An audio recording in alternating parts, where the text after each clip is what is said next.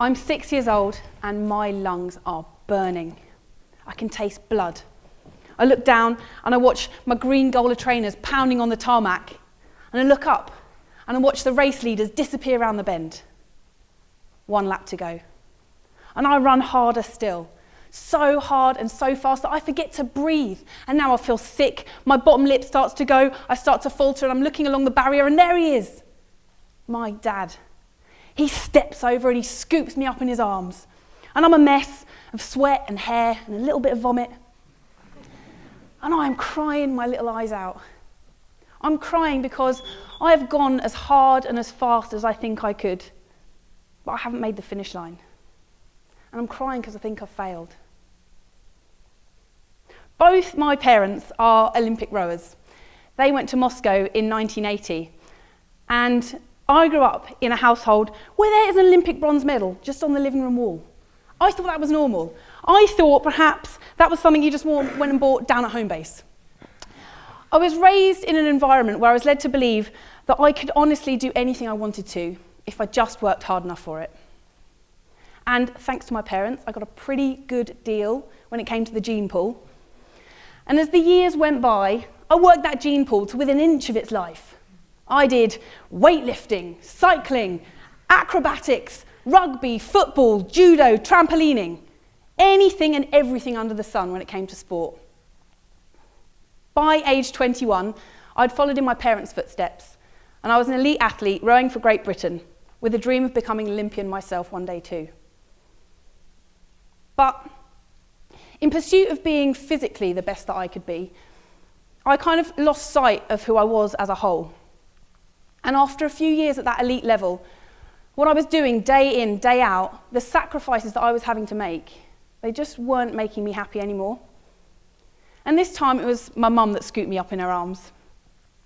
And she held me as I looked at my dream of being an Olympian just like them, square in the eyes, and I let it go.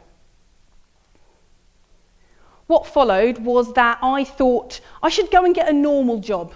That's what you do, age 24, go and get a normal job. And so I spent my days in a big corporation looking at PowerPoint boxes and Excel documents and discussing perhaps whether the next marketing campaign needed a bit more zhuzh. I sat there at my desk one day and I just thought, is this it? Is this me from now until the end of time? Is this everything I have to give the world? And the answer was no. And so if the answer is no, then the chances are I probably wasn't getting the most back in return. And I didn't see it now, but I didn't see it then, but I do see it now, that what had happened is I'd placed my life, myself, in a set of limits that were completely defined by someone else. I mean, I was progressing in a steady, measured pace, and it's a lot easier to live your life that way, to be told when you can and can't move on, what you are and aren't capable of. But the problem is you end up this 50% version of yourself. There is a wonderful quote by a spiritualist called Debbie Ford, and she says that we are born as a castle of 1,000 rooms. And as time goes by, we get jaded, we get worn down, and we board up parts of ourselves. And we end up, in adulthood, as a one-bed flat in Englefield Green. Nothing wrong with Englefield Green. I love Englefield Green. This is what happened to me. I wasn't even a one-bed flat. I was pretty much a broom cupboard. And so I shut my eyes, Excel document in the background, and I asked that golden question. What would I do if I could do anything tomorrow? And before I tell you the answer to that, it was a good answer. I'm going to talk to you about the Disney creation process. Disney are some of the creators of the greatest films ever made. Every single one incredibly unique, but they're all made using the same creative process. And it happens in 3 stages. First, we're going to start here with the dreamer. This guy's job is just to dream, to come up with the most far-fetched, ridiculous ideas, throw them out in the hundreds and the thousands. Most importantly, the dreamer's ideas are not allowed to be judged, and the dreamer must not judge their own ideas. Their job, simply to dream. The dreamer then passes their big mess of crazy ideas down the line to the realist. And the realist's job is to translate. It's to put the dreamer's ideas into some kind of tangible form. So in the case of Disney, this would be to put it into a computer animation program, or perhaps to draw it down on paper. Once the realist has put it into a form that can eventually be judged, they then pass it down the line to this guy. This is the critic. And the critic does what he does best. He rips it apart, he picks holes, he takes the pieces he likes and the bits he doesn't, and he throws them away. Oh, Mickey, your ears are far too big. Minnie, polka dot, so 2013. Once the critic has had his wicked way, he throws it back down the line to the dreamer, and off we go again. The point of this being is that Disney films would have not even a tenth of the magic that we know them to have if that dreamer wasn't involved in the process, if we started with the realist or the critic first. And I think that all too often in our everyday lives, our critic is sat right on top of our dreamer's head. And so every idea that's born out of creativity and passion and individuality, it gets stopped short before it even gets a chance to air. I've got responsibilities, I can't afford that. What about the children? How can you be so selfish? Think about the children. All of these things should be considered, but at a later date, they shouldn't be a reason for stopping us going in the first place. So I asked myself that question, what would I do if I could do anything tomorrow? And my answer was to take off on a bike and to ride it around the world. Absolutely ridiculous. No particular rhyme or reason, other than that I discovered I had a passion for adventure, travel, and endurance sport. And when the time was right, I passed that idea down the line to the realist and to the critic, and I scaled it back a bit. And I decided that maybe I'd just go and cycle 11,000 miles through every state of America. From Alaska to Hawaii, the long way round. Oh, and it was the most amazing journey. It catapulted my life in a completely new direction. I learned so much about a country that I think we all know, America. It's incredibly diverse in terms of wildlife, geology, culture, attitudes. But the best thing about it was the people. I want to share with you the most inspirational person that I met on that journey. This is Betty the Hutch Hutchinson. She enters every single year in the Manchester, New Hampshire 5K race to try and break the record for the 90 to 99 years old age group. She's 93 years old. And as I passed through, I got a chance to stay with Betty. And every year she runs this race surrounded by her 19 grandchildren. And these grandchildren, they run and they'll pass 50-year-old men and they'll go with their granny, "Dude, you just got beaten by my grandma!" And off they go. Now, there's a mile between Betty's little house in the woods and her mailbox at the end of her driveway. And every single morning, without fail, she uses that mile for a training run. And I got the chance to go on a training run with Betty. It starts at 6 o'clock in the morning. The ritual begins. Betty negotiates her way down the stairs.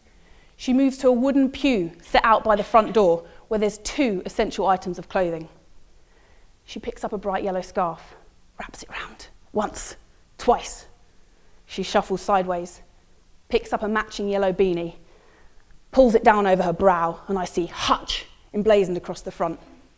She then shuffles over to the kitchen, picks up a boiled egg, starts cramming it in, thinking Betty's on the protein, this is serious stuff. And now we're ready. So we leave out the front door and it's a lovely day, the birds are singing, the sun's shining, and so I start chatting away, but there is no chatting. No chatting allowed on Betty's training run. So we start in silence. And this driveway, as it goes for a mile, it undulates slightly and it winds around a few bends. And we get to the first corner and Betty breaks the silence and she looks sideways at me and she says, "I like to cut the corners." She cuts across my path. Oh gosh, fine, right, I know that, thanks Betty.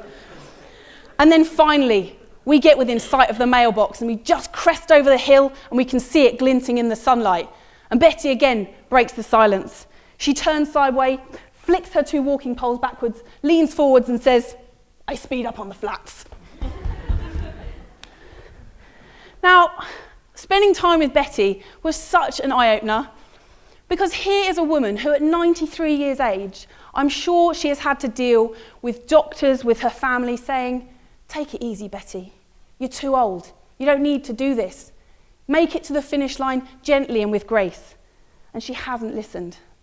I'm sure she's got a little voice inside her head that tells her exactly the same thing day in, day out.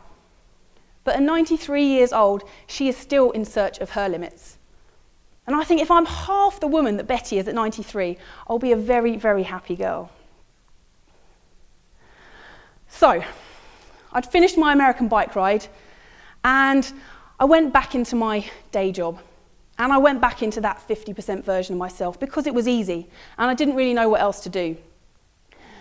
But the problem with glimpsing your true passion, that thing that makes your heart sing, is that once you've seen it, it can't be unseen. It's like a can of worms on steroids. There is no putting the lid back on, and there shouldn't be. So I started to think about other journeys. And I thought about running journeys. And every time I thought about a running journey, I thought, nah, that's not for me. I get injured if I run more than 3 times a week. I mean, I like to run, I really enjoy it, but I'm not really a runner. So I thought I'll leave the running journeys to other people. And then I read this book called Born to Run. And in this book, it talks about the Tarahumara Indian tribe who can run 435 miles in 48 hours. Yeah. And they will routinely run 250 miles. Men, women, children, grandmas, all ages. It's just like popping down the shops for some milk. 250-mile round trip, no problem apparently. And I looked at them, and I looked at me, and I thought, hang on, there are some differences, but genetically speaking, we're not that far apart. And if this is within them to run those kinds of distances, then surely it's somewhere within here too. And then I read on a bit more, and I found that we, as human beings, all of you included, have the greatest endurance of all mammals on the planet. What a gift. And actually how we used to hunt our prey to death. So the antelope, it would sprint and it would stop, and it would sprint and it would stop, and we'd just keep on running. And then we'd catch it up, we'd smash it on the head and eat it for tea. That is how we caught our prey. And then actually I was honest with myself, and I realised the only reason that I wasn't going to do a running journey was because I wasn't actually thinking that I could make it to the finish line. And what would people think of me if I failed? And I thought that is absolutely the most ridiculous reason not to start anything. So I found a trail in a country that I really, really wanted to explore, New Zealand. It's called the Te Aroa Trail. It goes for 2,000 miles from Bluff at the very tip of the southern island, all the way up to Cape Reinga in the north. And I decided that I was going to run this solo and unsupported with all my gear on my back. 72 marathons, carrying my camping gear, my food, water, everything I'd need, completely unsupported. Great idea, isn't it? You should have seen me the night before I left. I was petrified. I had my own critic having a go, saying, you're going to end up stranded up a mountain path, you're going to be alone in the wind and the snow, and there's going to be no shelter. I had an injury on my right foot that I was carrying that I thought might flare up a few days in. And very kindly, other people had actually lent me their critics too. That was nice. And people were saying to me, you can't run with a backpack, you'll give yourself osteoarthritis, you've never run that far before, this isn't possible. And so when I started, I was, needless to say, completely petrified. But I want to tell you a little story about denial. Preparation with the backpack was meticulous. A week before I left, I went out and bought one. Thought that was a great start. And then I measured and weighed out all my gear. And it came to around about 7 kilos. And I thought, whoa, 7 kilos, that's all right. And it looked very neat in its pile. And I thought I can handle 7 kilos, that's okay. And then I put a few more things in. And I put a few more things in. And it actually ended up looking like this. But I didn't weigh it because I didn't want to know. I had an inkling that it was a little bit heavier than 7 kilos, but I thought, we don't need to know that. Unfortunately, halfway through the trip, for some reason, people I met on the trail, they didn't believe me. I'd say, oh, I've got a backpack. Oh, how big's your backpack, Anna? You're running. Yeah, it must be pretty light. Oh, 7 kilos. Really? 7 kilos? I go, yeah, it's not too bad, is it? But I got to one host's house, and they really, really didn't believe me. So while I was having a shower, they took my pack with all my gear in it, and they went and weighed it. And what I thought was actually 7 kilos was in fact 14. And that had meant when I'd been running for up to a week between towns and carrying 7 days worth of food, that I'd been running with 20 kilos on my back. But I didn't think it was beneficial to know. You can't ever prepare for every single challenge that is ahead of you. And if, like me, you have a tendency to freak yourself out a bit, the moral of this story is just tell yourself lies and it'll all be okay. Now, I want to share with you the worst day from my run, because I think that it's in our darkest moments we learn the most about ourselves. Fear was a frequent visitor on my journey. New Zealand, much as it is the developed world, can be a very remote place, especially in the South Island. There's only 4.5 people that live in the whole country, and there's 8.5 million that live in London alone. So the fact is, when I was on the trail in the South Island, if something happened, if I fell over and I couldn't activate my safety tracker, the chances are that no one was going to come by for a couple of days, and that frightened me. They also, the Kiwis, they like to put the trails through rivers. I'm from London. We build bridges to go across rivers. The Kiwis, they just plough it straight through a raging torrent. And this particular day, I had to cross a river 30 times, and I'd started to get into this ritual. I was mostly frightened, but I'd get up to the edge of the river and I'd take my GPS safety tracker off of my backpack and I'd put it in a waterproof bag and I would clip it to my bra and I'd shuffle up, take a deep breath and off I'd go. Sometimes the river was only up to my calf or my knee, but at other points it was right up to my chest. And I'd been going through this day and the going was slow. I had to run 18 miles and I was making really, really slow progress. I was becoming frustrated, tired, and constantly frightened. And then I stepped off a rock, and the undergrowth gave way, and I went over on my ankle with a really loud crack. I wasn't concentrating, I just stepped off a rock and slipped. Please be okay. I hate this section, it's absolute.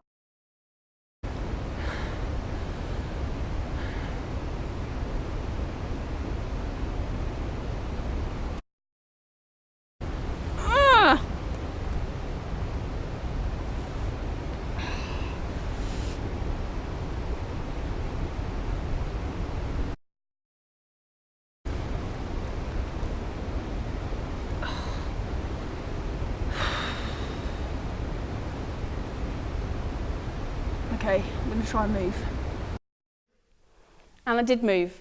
Now I thought I'd actually broken it at that point, and I thought that was going to be the end of my trip, but as it turns out, I'd only actually sprained it, my right ankle. And I don't know if anyone here has ever sprained an ankle, but for some reason, the sprained ankle then takes it as complete permission just to keep going. I would run along and it'd go, whoa, this is what we do now, let's roll. And it took me 4 hours to hobble to the place that was flat enough for me to pitch up my tent. And I crawled in and I looked at this ballooning ankle and I thought about my options. And they were to either go 2 days back in one direction to the town I'd just come from and sit it out there, or I could go 4 days onto the bush alone and try and make it to the next town. And I just needed someone to talk this through with. I hated going backwards, but the thought of going forwards, I thought, am I being a complete idiot? I could see the newspaper headlines now. Stupid British girl goes on into the New Zealand bush with a busted ankle. And all I wanted to do was talk to someone, just to have some kind of counsel, have someone say to me, look, it's okay, it's all going to be all right. But I had no phone signal. I had no way of contacting anyone. I hadn't seen anyone in a couple of days. And so I crawled into my tent and I realised that I was at rock bottom. I was frightened, I was injured, I was exhausted. Everything that I'd feared from the outset of the trip had happened. But here's the thing about rock bottom, about that place where all of your fears hang out together. Once you get down there, it's not that bad. I realised that this wasn't my limit. This was just a part of myself I hadn't seen in a really, really long time. This was the girl in the green Gola trainers that had run until her lungs burst. And so I drifted off to sleep and I woke up stronger the next day. Now, before I left for the trip, I thought I'm going to have some pretty bad days. 72 marathons, something that's going to get pretty bad in there. There's probably going to be a few days where I'm going to want to curl up in a ball and cry and not run. So I packed myself a secret weapon. I packed myself these. That is a unicorn having a fight with a robot under a rainbow. Yeah. I think it is scientifically impossible to be unhappy when you're wearing these pants. They reminded me that I should be grateful. I'm born into a developed world. I have the freedom and the choice to go and explore these places, and nothing really can be that bad for me. These are my pants of perspective.